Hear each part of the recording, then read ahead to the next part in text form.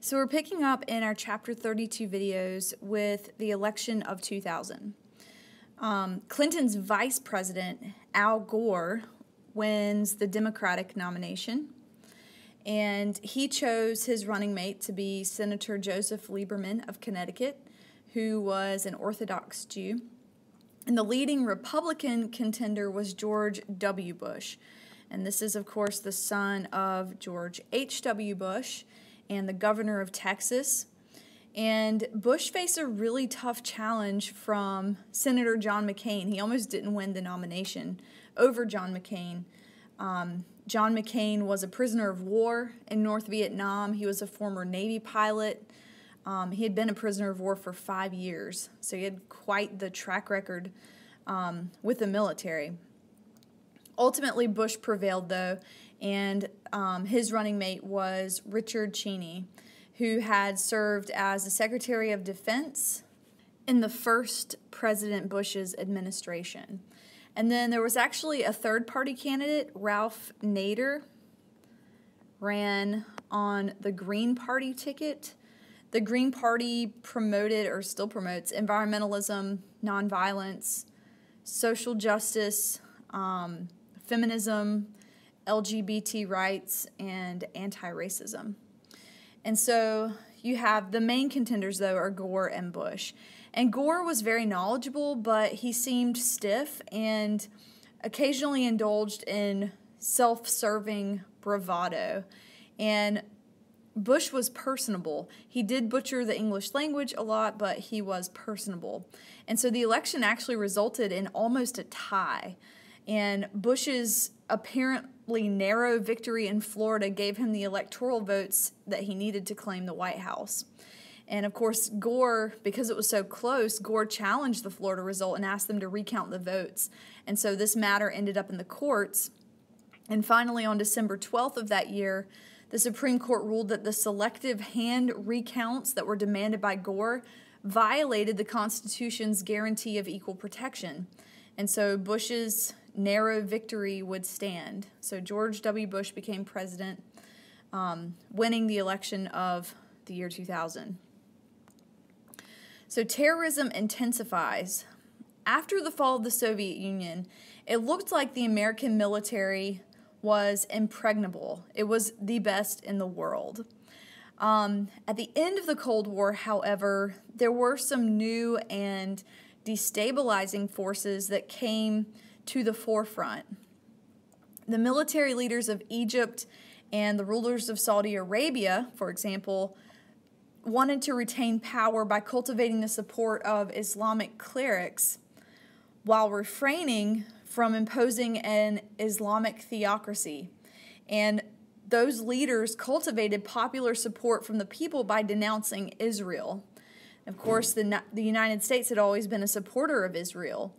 So at that point, the U.S. urged Israel to return some of the land that they had seized during the 1967 war to try to get peace.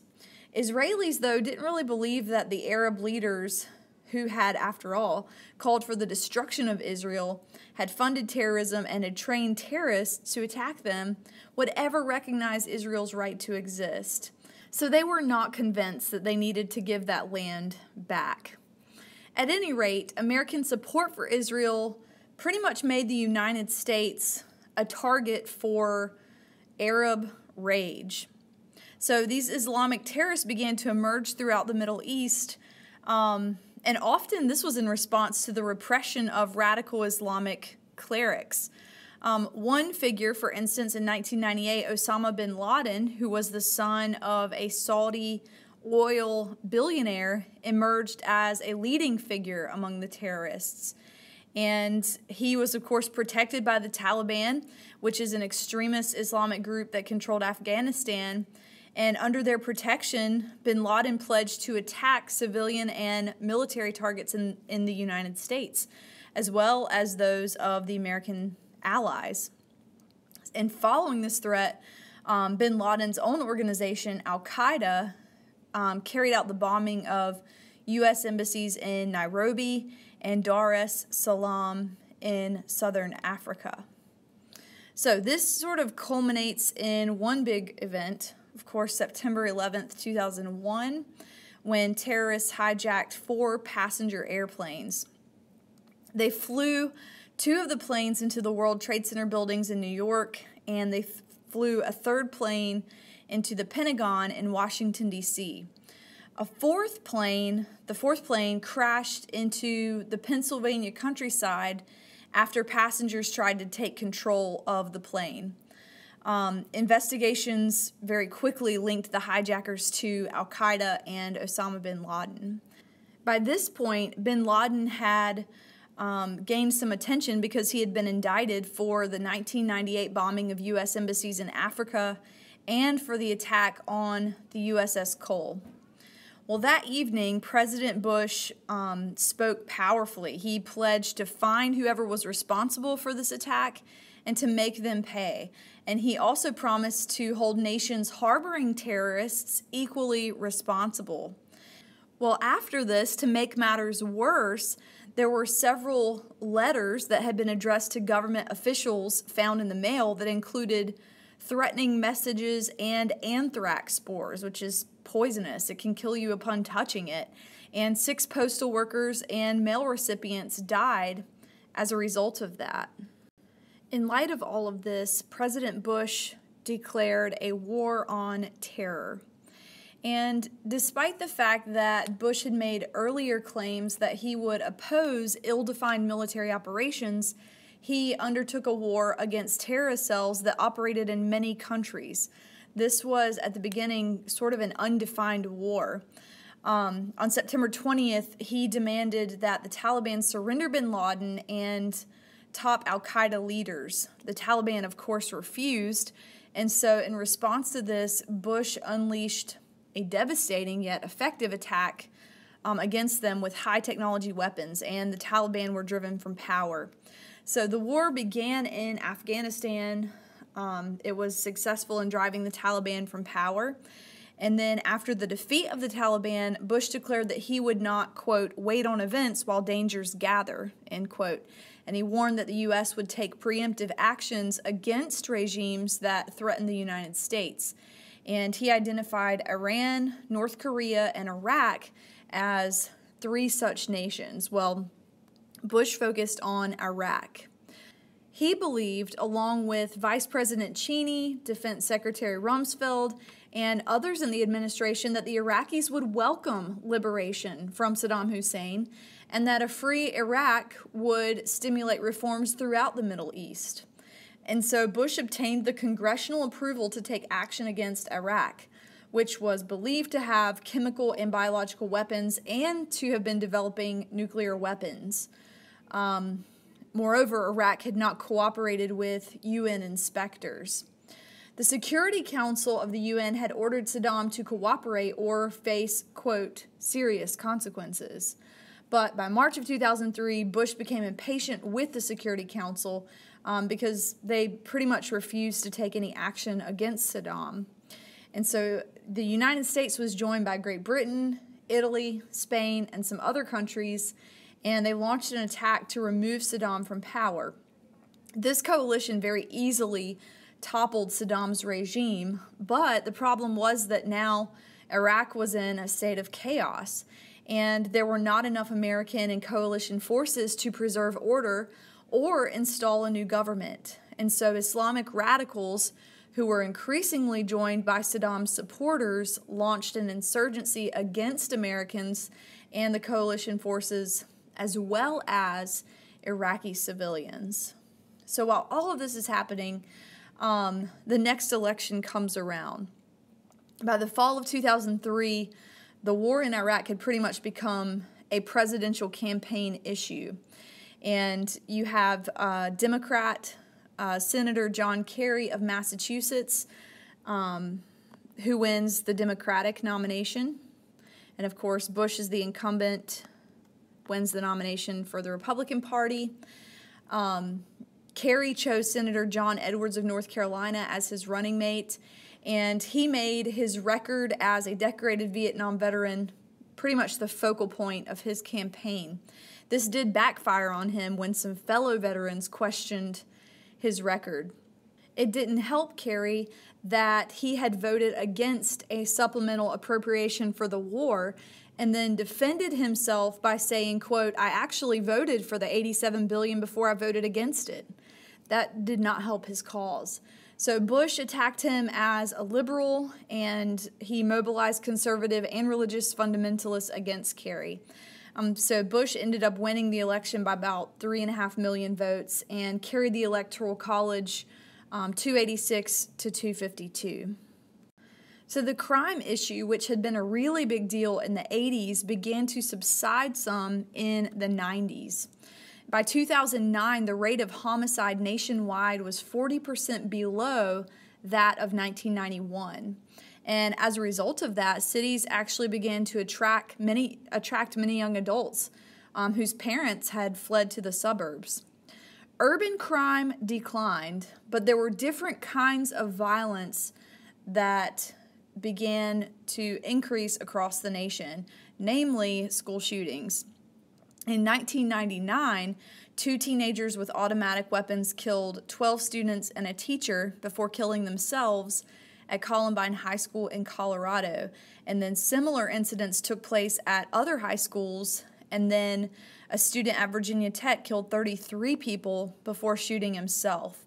And these incidents sparked a renewed vigor to the debate over the availability of firearms. In 2010, the Supreme Court struck down municipal laws in Washington, D.C. and Chicago banning handguns, saying it was a violation of the Second Amendment. Another thing that Bush had to face in his second presidential term was the devastation caused by Hurricane Katrina. Katrina struck in August of 2005. It was a massive storm. It devastated New Orleans and other areas along the Gulf Coast. Local, state, and federal officials responded inadequately, which raised questions about America's ability to respond to a terrorist attack. The argument was, if they can't even deal with something that happens domestically, how could they respond effectively to a terrorist attack?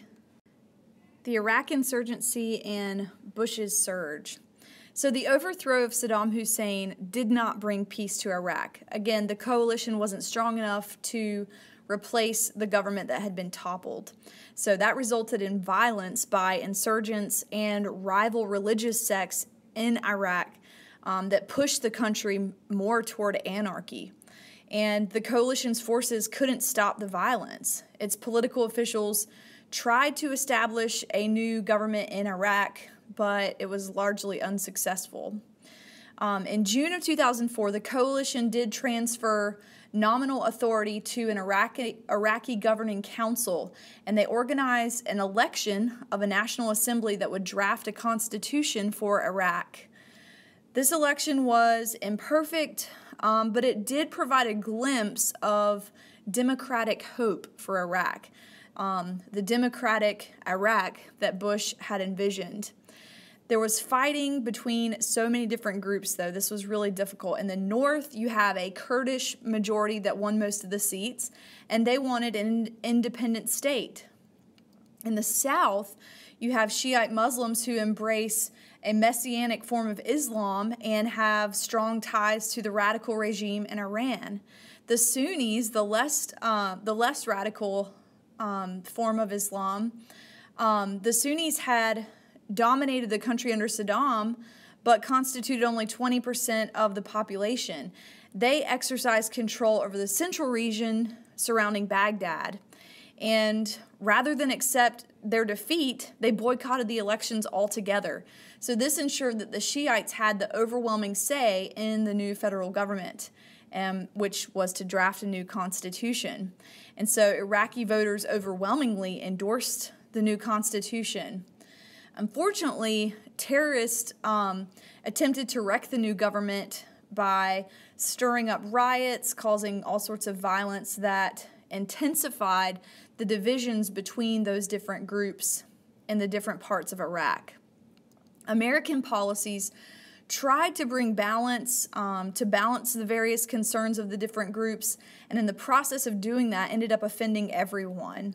So this was just a complete mess, and it was costing the United States about $2 billion a week.